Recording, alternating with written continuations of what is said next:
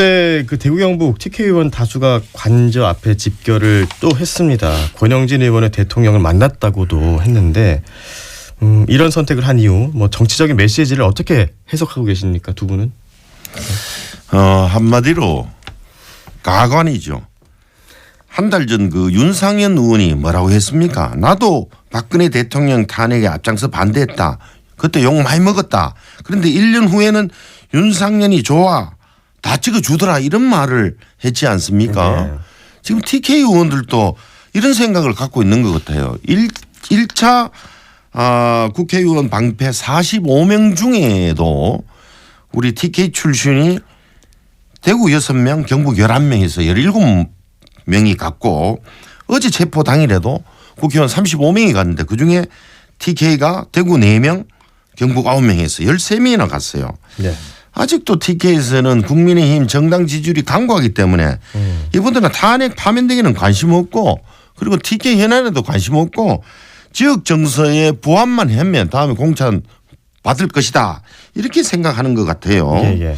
김건희 얼굴 형편없더라. 안 됐더라. 이까지 말고 대구 시민들 경북 도민들 얼굴 좀 제대로 좀 쳐다봐 주시기를 바랍니다. 대구 경북의 수치입니다. 예. 어떻게 보셨습니까, 변호사님? 예. TK의 여론은 윤 대통령이 어떤 전선을 형성하면서 그래 맞다 여기까지 비상계엄을 하기까지 얼마나 거야가 의회에서 폭주를 했느냐. 그야말로 이제 이런 잘못된 이 왜곡된 질서를 바로잡기 위해서 한 것이다는 그런 여론이 상당히 확산이 된 것입니다. 그래서 아마 TK 의원들이 그런 민심을 따라서 쫓은 것이 아닌가 이렇게 생각이 됩니다. 다만 이제 TK가 보수권의 핵심이고 또 주류인데 막상 이제 TK 출신 정치인들이 그에 걸맞는 영향력을 행사하느냐 그런 점에서는 한번 생각해 볼 여지가 있다고 생각합니다. 앞으로 향후에 TK 시도민들의 어떤 정치적인 의사를 결집하고 이걸 조직화하고 구조하고 이것을 밀고 나갈 수 있는 그런 정치적 영향 있는 사람들이 좀 나와야 줘야 되지 않겠느냐 이렇게 생각합니다. 예.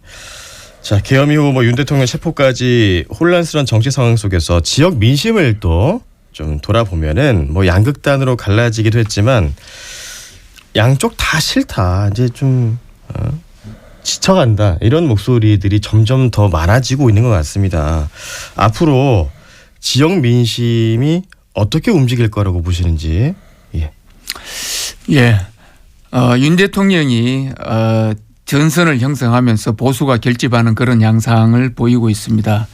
지금처럼 이렇게 격화된 이런 상태가 계속 유지되기는 어렵겠지만 윤 대통령이 설사 구속이 된다고 하더라도 변호인들을 통해서 옥중 메시지를 계속 발표할 거고요. 예. 그렇다면은 이런 분위기는 이런 전선은 계속 유지될 가능성이 많다 이렇게 생각이 됩니다. 특히 만약에 이제 조기 대선이 된다 그러면은 예. 자연스럽게 이런 분위기가 갈 것이고요.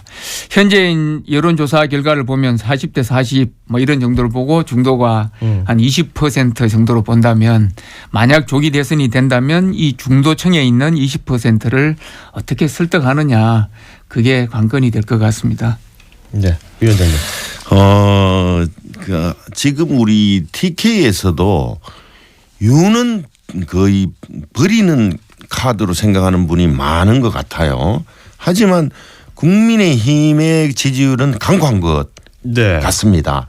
그래서 국민의힘은 내 자식 우리 당이라는 생각을 갖고 있고 민주당은 남의 자식 남의 당이라는 생각이 많으신 듯한데 하지만 최근에 그 탄핵 집회 같은 곳을 가보면 새로운 변화가 하나 생겼어요. 어떤 겁니까? 이 30대 젊은 분들이 자발적으로 응원봉을 들고 참여했다는 것인데 그중에서도 가장 인상 깊은 것이 TK 콘크리트를 TK 딸들이 부순다 이런 피켓을 들고 있는 여성분들이 많았다는 겁니다. 네. 그래서 저는 변화가 생겼다 이리 싶은데 아직까지도 그 동네에 나가보면 우리는 달라졌는데 호남은 어떤데 말을 하시는 분이 있는데 제발 그런 생각 버리시고 TK가 살아남으려면 21세기는 호남과의 대결 구도가 아니고 지금은 수도권과 비수도권의 경쟁에서 어떻게 살아남을 것이냐를 고민해야 될 때다 이렇게 생각하고 있습니다. 예, 뭐 어쨌든 20, 30대에서부터 조금씩 변화의 그런 움직임이 나타나고 맞습니다. 있다라는 예, 예. 건데 뭐 최근에 여론조사 뭐 그런 결과를 보면은 그래도 아직까지도 대구 경북 지역은 국민의힘을 굳건히 또 지지하는 분들이 훨씬 더 예, 저 방금 예, 그 정 변호사님이 많고. 40대 40 정도 했는데 예. 아직까지도 뭐 거의 25대 40 정도 민주당이 25밖에 안 나오는 여론조사가 태반입니다. 네, 저는 전국적인. 이제 전국적인 걸 이야기하셨고 저는 대구 이야기했습니다. 뭐 조기 대선으로 가게 된다면 예. 탄핵에 또 결과가 있을 것이고 형사 재판 결과가 어떻게 나오는가에 또 따라서도 또 민심이 또 바뀔 수 있지 않겠습니까? 이재명 대표의 또 재판에도 또 이제 관심이 쏠리고 있고 뭐 조금 이르긴 합니다만은 예, 이 대구 경북의 민심이 어느 쪽으로 향할 거라고 예상을 해볼 수 있을까요? 우선 이제 형사 재판하고 탄핵 심판을 두 개를 놓고 보면은 형사 재판이 좀 시간이 길게 오래 갈 가능성이 많습니다. 왜냐하면은 국헌문란의 목적이라는 것이 보기보다 그렇게 입증하는 게 수월하지가 않다. 그래서 탄핵 심판이 먼저 갈 가능성이 많다고 보고요. 예. 그럼 탄핵 심판의 결과에 따라서 조기 대선 국면으로 간다 그러면은 아까 말씀드린 대로 지금 중도층의 표심을 누가 잡을 것인가 그게 문제인데 TK 같은 경우에는 그래도 보수에 대한 애정이 남아있기 때문에 이렇게 거야에 의해서 끌려가는 이런 형식으로 대통령이 조금 무리수를 두고 잘못했긴 했지만 이런 식으로 보수가 몰락해서는 안 된다는 그런 위기의식 그런 공감대가 형성되지 않겠느냐 이렇게 생각합니다. 네, 뭐 지난 박근혜 대통령 때도 그랬지만은 탄핵이 됐음에도 불구하고 이 대구 경북 지역은 그 홍준표 후보가 압도적으로 높게 맞습니다. 나오지 않았습니까? 근데 맞습니다. 만약에 또 그런 상황이 되풀이 된다면 이번 그 조기 대선에서도 민주당에서는 조금 이제 타격이 있지 않겠습니까?